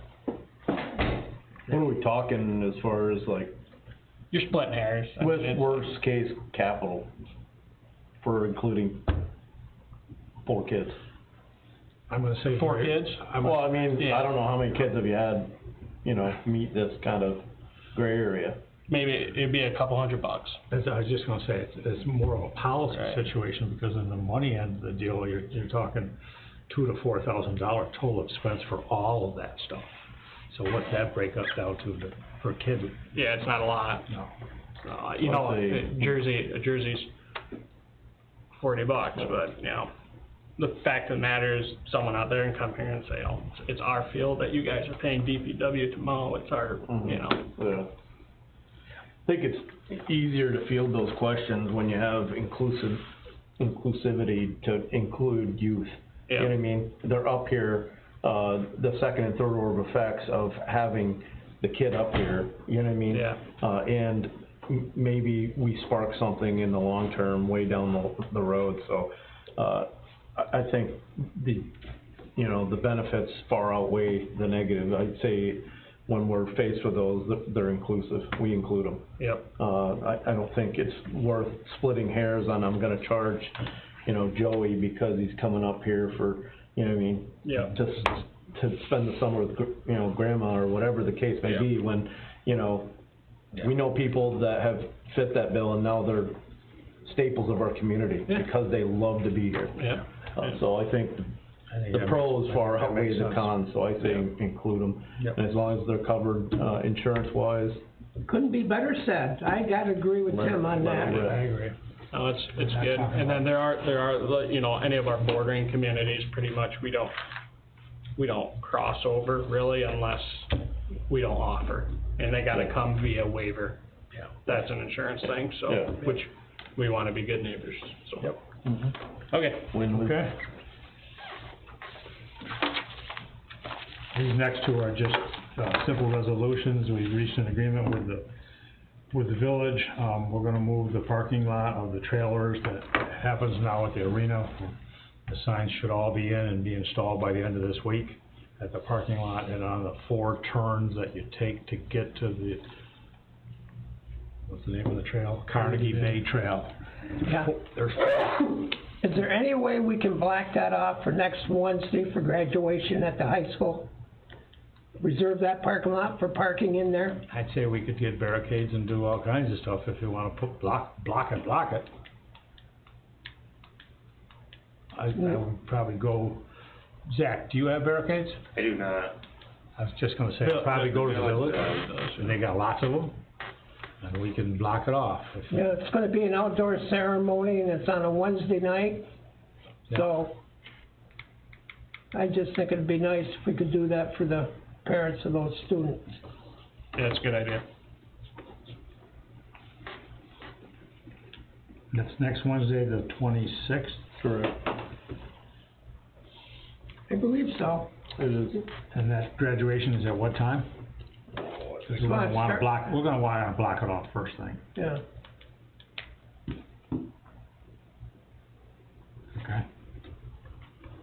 Anything else? Are we gonna do the resolution? Yeah. We need to do the resolution. I'd make a motion to, declare Bolton Avenue Recreation Center, the main parking lot, is for the rec center and school event parking only. Motion by Tim. Second? Yep. By Sean. Any further discussion? No. All those in favor signify by saying aye. Aye. All those opposed, none. Same thing, number 8 is just that the village has allowed us to go down there and that we're gonna be using the Carnegie Bay Trail. I'll make the motion, make Carnegie Bay Trail the new trailer parking lot. I'll second. Motion and second. Any further discussion?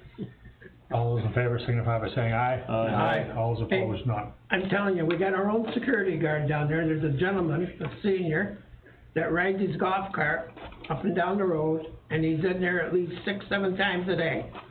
So, Perfect. yeah, perfect. That's a great area. That's a huge area. I don't know if you guys have ever seen it, but it's a huge area that's all mowed. I went down there when we talked about doing this last year. And there's about 8 trailers in there right now, and there's a huge area they could just back up just like this. How many are at the rec center right now? About 8, 7 or 8. How many are gonna be there by Tuesday?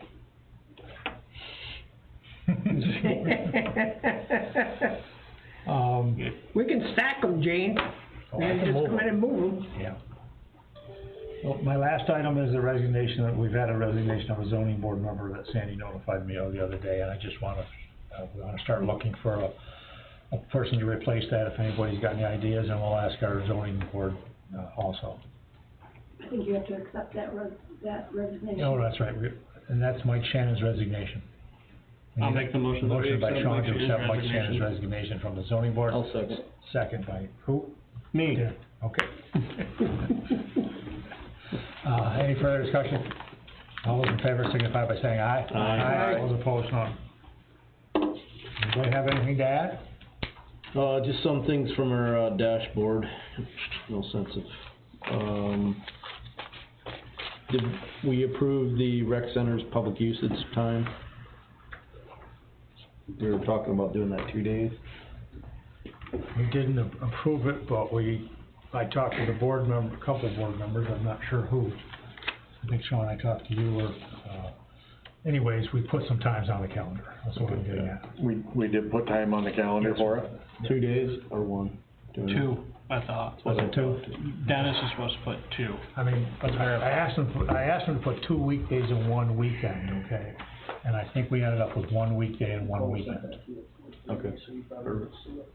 And I also asked to be to do this weeks ahead, because we've been in the practice of putting that on the week that it happens, and that just doesn't work. Yeah. That's not what that calendar's for. Go ahead. Second one was, the town assessor training and hire. Do we need a resolution for that? I don't know that we need a resolution as far as the hiring. We're gonna look into hiring a town assessor to replace Marlene, starting, the dates were late next fall. We have two applications, that have come in that Marlene has, and I think I sent you a copy of one. Are we still advertising for that right now? No. No? No, we haven't advertised for assessor in a while. Do you want us to? As well. Let's talk a little bit about the dating here, okay? So, we're talking about this new assessor starting in January of 25. Okay. We thought in the fall of 24, according to my conversation with Marlene the other day, we'd do interviews. So let's say we do interviews in November, start them in November. We wanna have all the applications to do those interviews by then. You wanna start advertising now, maybe it's better to advertise for it now. There's only so many of them around. Get a list started, yeah. So, The longer we wait, the less opportunity we'll have to get people. Tim, just to answer your question, Yeah. 3 o'clock Monday and Thursday, 10:30 a.m. on Saturdays. Oh, okay. That's for the rest of this month. So we do have three So times, we right? put that on. Monday, Thursday, and then Saturday? Yep. Yeah. Nice. What is that for? That's free public turf usage. More, Tim? Yeah, I'm sure there is. Sorry.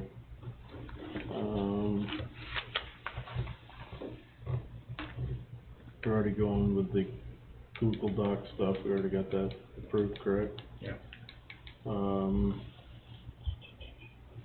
We gonna talk about the other, union contract stuffs and exec? Yes. Okay. Yep.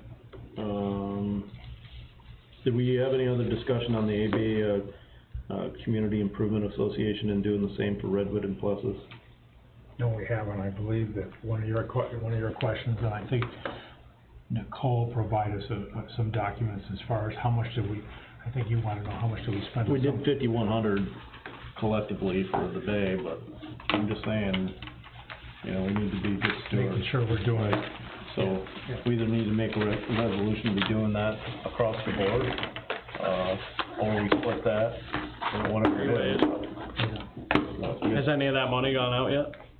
That money to ABCIA was one check that went to them, That's what I thought. that we've done for the last 3 or 4 years. So we have to, And budget transfer probably, and I started to answer your question a little bit back a week or so ago, and that was some of the things that we've done or doing for Redwood. So what I think we need to do is, whether it be Redwood, Plessis, or whatever, we need to track these things a little bit separately.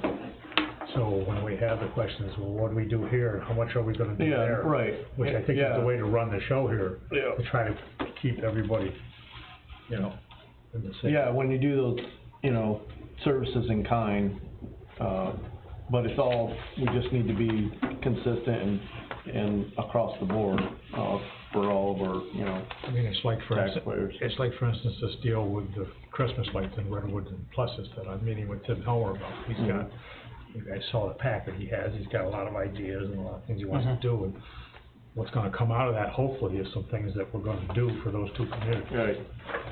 And that's great, and I think that's long overdue, especially with the village and the town, to show, what you're getting for your taxes. Yeah. And it goes right along with, making sure that we can articulate, hey, we gave 5,100 to, the Alexandria Bay, but we did it in other ways with shared services or fee for service, whatever it is, whatever it's called, with Redwood and Plessis, so. As long as we can articulate, hey, this is where the money came from. Yeah. There's so many different ways that we do these Right, things. yeah, but I don't wanna, manipulate the conversation, I just wanna make sure that, hey, it's 5,100, you got, 5,100 and all these other services too. Yep. So, as long as we can talk about it. Did we finalize the Redwood Playground property and fencing? No, we're Behind? supposed to get an answer on that. I didn't get That any answers property. as far as what everybody wanted to do with the fencing. Well, we were waiting to find out. waiting to make sure the fence was even ours. That's what we were waiting for, yes. Yeah, I haven't done that, I haven't done anything about that. Finding Okay, out can we if get that fence on is the even ours. July agenda? I'm sorry? Can we get that on July's meeting? Well, it's just a matter of, Sean, you do this stuff a lot.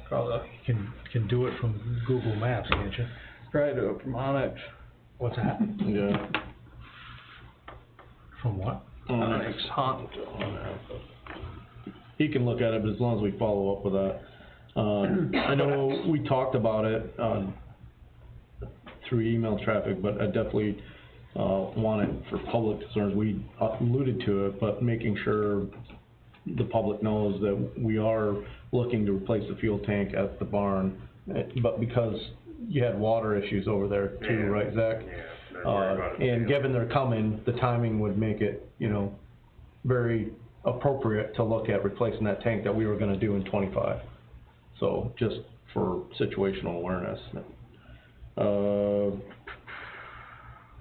Talked about that. Rob, is there any more on the, Swan Hollow Culvert project?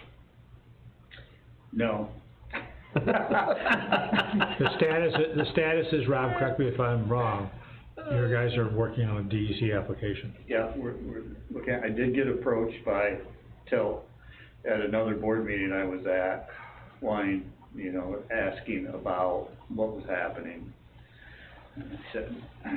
So you had indicated that earlier. Yeah, I was gonna say. Yeah. I sent Till an email back about where we were at with that, Yeah, basically. but I haven't done anything, we haven't submitted a permit app on it yet. Right. Okay. Back to the fence, the fence that runs, I'll call parallel with 37. Yes. Is that the only fence that's left there, or does the wooden fence also curve back? It curves. Okay. The part that's parallel with 37 is on the business owner's land, whoever bought the tavern. The tavern or the other, or the filters. Once it starts turning back towards the playground, that in is ours. And that's the fence we're in question, Brett? No, the The fence, one- it's kinda all through there and it's broken and fallen down in some places. My last instructions to the guys were, there's pieces of broken wood where they've broken and they fall down, I just asked them to pick it up. And then we should, I guess, as far as an action, I think we can just remove our portion. Yeah. That serves no purpose, right, other than aesthetics, and right now it's pretty aesthetically unpleasing, I agree. so. I mean, as soon as you start going to try to fix it or replace it, you're gonna deal with a new wood color and old wood color and So, stain and everything else, so like I said, pick up the broken pieces and make sure everything is there straight. so you let those guys know, take that down on our piece? You wanna take down Our portion. Our portion. all of our portion? Yep. All of it? Yeah, all of our Okay. portion isn't much though. It's not much. Can you, when you get to a different computer, send me that picture? Sure. Or maybe right there you can. Yep. I know I saw email traffic on the new financial software, and, I don't know where we're at on that, if we're in on We fact finding. spoke about it today, and I think Sandy, what we're gonna do, Sandy and I talked, and Sean and a couple board members, we have the new company Tyler that we met with the other day, and we're gonna go back to the other company that Sandy liked a lot of things that they had, and what was their name? Whatever. They're the ones that are, They're the ones that bought UB Max. buying out UV Max. So what we decided to do is go back and do another meeting with them, another conference call demonstration with each one of them, and we'd like to do them a day apart. So it's fresh on our minds, what's going on. Because there's a lot to this stuff. Nicole's involved in those conversations. I'm sorry? Nicole's involved in those Oh, yeah, conversations? yeah. She's been in the conference calls. Did we start our employee evaluations? No, we haven't, no. Okay. I talked to Dale about meeting me here some mornings and get them started here. Yep. When do we do to re-meet about the, lighting district for Redwood, is that in? Did I send email traffic this morning from Irene that? I didn't see any email traffic today, so. I think it was yesterday. I think it was yesterday. I'm sorry? I think it was yesterday. Yeah, that I sent email traffic from her and I answered her questions and let it, so that she can get back to us is what she wants to do next. Right. Marlene weren't you gonna have Marlene pull some numbers together according to that email traffic? She's already done, yep. Okay. Don't we already have, I mean, there's an opinion on this. Yeah. Yeah. We just need to make the decision. Do you even wanna, do we Well, even that's what wanna? I can't understand, why aren't we going with the opinion that we had? I think we kinda were. Okay, well, we we were just ready need to tell her that then. Yep. So, And if we have to put it in a motion, we'll put it in a motion I was and just gonna approve say, it. do you wanna put it in a motion tonight, or do you wanna? I'd like to get it done, I mean, we've been kicking this can down the road for 3 months too. Yep. I just don't take care of it. I'll make a motion that we go on what the opinion was that was sent back to the town. And that they benefit. that was to leave the lighting district as is. Right. I second that motion. I'm sorry? I second that motion. Tim seconded the motion. Any further discussion? As Dale said, we've talked about this quite a bit. We have some very clear opinions from the Association of Towns as to how to handle it and recommend what to do. All those in favor signify by saying aye. Aye. All those opposed? None. Can you send me that, so I have it for the minute, what your opinion was? Yep. What's that? She wants the opinion from the Association of Towns Okay. on that. Yep. You're gonna have to search your email, cause that came like a while ago. I'll be calling you. A hot minute. Did we ever do the, letter for the, clay target range, the legislation? No, we change? didn't. Is it a moot point now, or, Roger? Okay. AOT opinion on, Have we moved forward on, Dale's suggestion of the, signs out on the front of the building for Route 12? no. We talked about 3 or 4 different places. We talked about here, we talked about at our water plant up on, by Bobby Williams's, that's a lot better location, or I didn't say a lot better, but we did talk about a couple of positions that I've done nothing. I need you guys to tell me what you want me to do to move forward on. Well, I think Rob was gonna check too to see if there was any money available in the grants out there. We talked to Rob about it a little bit, and he was gonna check and see if there was any money possibly I for think you're grants. gonna talk to your grant person about that. Okay. I just gave you my 2 cents on where the location would be. So we can send, I'm not throwing you under the bus, send Rob, something believe out me. to Morgan and just pick her brain about it. I mean, how much money do you wanna spend on is this electronic? Yeah, it's electronic, just like the How one much are down. they? 5 grand, 10 grand? For those better signs, go- 15 grand. 15? That one on the rink was 9, and that was 4 years ago, 5 years ago. And so we can reach out to Morgan about that, but, you know, same deal, like, if we talk about it, we gotta follow through. So follow through to completion, or we agree as a board to shut it down and not pursue it. Rob, Because of, you know, whatever reasons. Right, yeah. Rob, what's your opinion on going to a grant writer or going to somebody to see if we have monies to buy out, to do I mean, you're gonna spend money on a $15,000? grant writer, I guess, so, for a small project, and what are you gonna get, I mean, Right. you could, I think you gotta make the decision you wanna spend Do it 15 or grand. not. I mean, one of That's the my reasons, opinion. one of the reasons that I haven't acted on it is because I think the grant writing deal is, first of all, it's a long process, second of all, it can be expensive, and third of all, who knows what you're gonna get?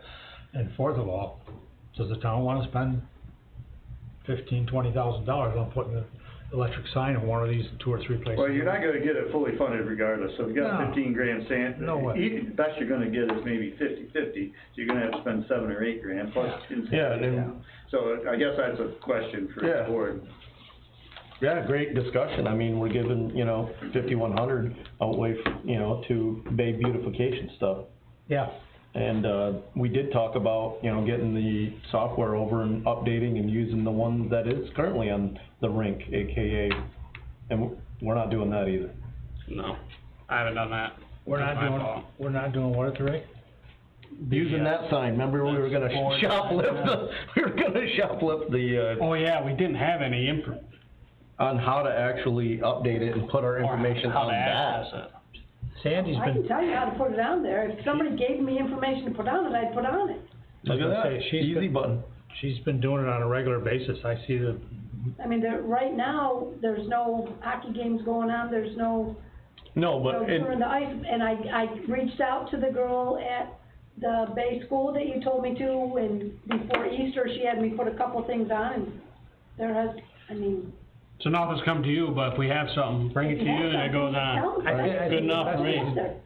I was gonna say, that's what I do, and there's a few people that send Sandy an information or a text or a picture of a sign of somebody advertising something that's going on in our community, and she puts it on. I don't know how to put pictures on it, that I don't know how to do, but I can. No, so, and this is where, I think we need to improve, how we communicate, because if something Sandy's already knows how to do and Sean was gonna go figure it out, I mean, it's an exercise in futility. But the reason we went down that road was to try to increase, and to Dale's point, some of this public information. If it's a town sign, we're putting town information up there, whatever, auction, whatever, public hearing, whatever, For instance, board meeting, whatever. Tonight's town board meeting is on the sign. Everything and anything that we can do to advertise, gotta make sense, should go up there. As long as we're talking about electronics, how's our iPads coming? They're here. Right there. Here? That's one. There's 5 more here. They're all in the office. Oh, okay. I think. And what I explained to the board members is I'm gonna talk to the girl at the school that does everything for the school board, and she's volunteered to help set all this up. Oh.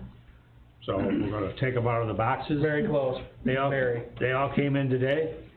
We're gonna take them out of the boxes, and we're gonna start having her work on them, and hopefully we can be digital at the next meeting, the next regular monthly meeting. That'd be great to get rid of all this stuff and make sure we all have. Well, because I see something that went on tonight that I'll explain later. That's all good. Last thing, and I think we can table this, but we talked about it, and I think it's a huge, deal to a lot of people, that I hear from is, in a lot of the side-by-side usage around our surrounding communities, and we talked about it, I'll table it for tonight, but, I don't wanna lose sight of it, even in the off-season, trying to look at, ATV or side-by-side usage in the off-season, so, we can at least look at, defining the off-season, the usage, and then the legalities of using that stuff, in the off-season. It brings revenue to all of the, businesses and the communities. It's a no-brainer. Some of the people in this room have them. We got horse and buggies on our roads. There's no reason, acting in a responsible manner we shouldn't bring revenue back into our town, giving people the ability to use those machines. So, I don't wanna lose sight of it, 'cause I think it's a great thing. There's always been a bunch of people that are asking questions about that, especially in relation to Redwood and the trail that's closed off, that makes them all go one road. Yeah, and maybe that's the consolation prize. That's the biggest problem. Yeah, maybe that's the consolation prize to it, but, we at least can do our due diligence and make sure that, hey, we've asked the questions, we either hit a dead end or a roadblock, and it's a hard no, or hey, this is what the best case scenario, we, worked out a trail to use the trails versus having people coming into the surrounding businesses. I know they had one in Redwood a couple weeks ago, there's 50, 60, side-by-sides and ATVs, at the Whiskey Wagon. Great revenue, great for the city, nothing bad happened, it's great. And to do that in the off-season, I'm not you know, saying to do that, you know, in the peak tourism season, but there would be could be an appetite and the people wanna use the facilities and support our local, business owners in and around the community, so we need to look at that and see if it's even a viable option or doable, so that's all I have. Okay. Everybody's got a sheet in front of me, this is the stuff that I work on with the DPW guys, this is a list of things that they've been doing and working on, and I just updated it the other day, the yellow is the things that need to be done, there may be more, but that's just so you guys know what goes on with them. Okay, I don't have anything else, we have a motion for executive for what? Yeah, I'll make a motion to discuss. Union negotiations. Union negotiation, Yes, motion by there's a Sean. couple things I wanna talk about. Second by Tim, any discussion? All those in favor signify by saying aye. Aye. All those opposed, so. Put the pile up, sorry. Okay. I gotta go out to my truck for a minute, get my glass.